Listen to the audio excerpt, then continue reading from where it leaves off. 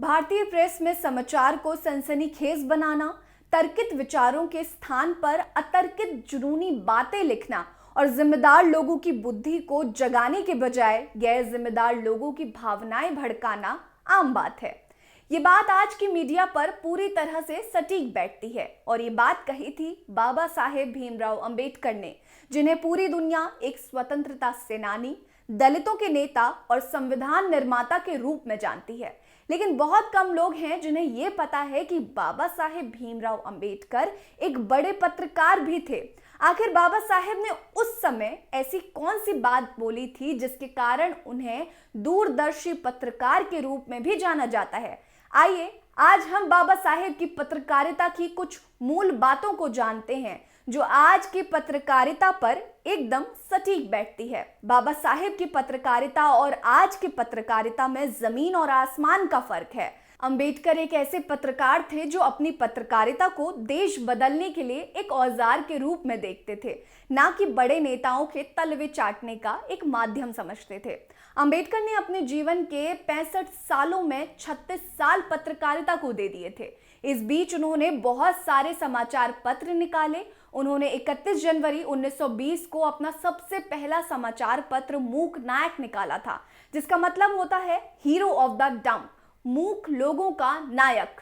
अंबेडकर आज के पत्रकारों की तरह समाचार का व्यापार नहीं करते थे, बल्कि वे अपनी पत्रकारिता से लोगों की भलाई सोचते थे। उस समय उनकी पत्रिकाओं ने दलित आंदोलन को आगे बढ़ाने में भी बहुत एक अहम भूमिका निभाई थी। डॉक्टर अंबेडकर ने अपनी पूरी जिंदगी में 5 समाचार पत्र निकाले थे। उन्हें दलित पत्रकारिता के आधार स्तंभ के रूप में भी जाना जाता था। उन्होंने उस समय के समाचार पत्रों के बारे में बोला था कि ज्यादातर समाचार पत्र कुछ चुने हुए जातियों के हित साधने में लगे रहते हैं। उनके पत्रों में दलितों के सच्चे स्वरूप पर चर्चा करने के लिए कोई भी जगह नहीं है। दूसरी तरफ वे दूसरे जातियों की आलोचना में भी लगे रहते हैं।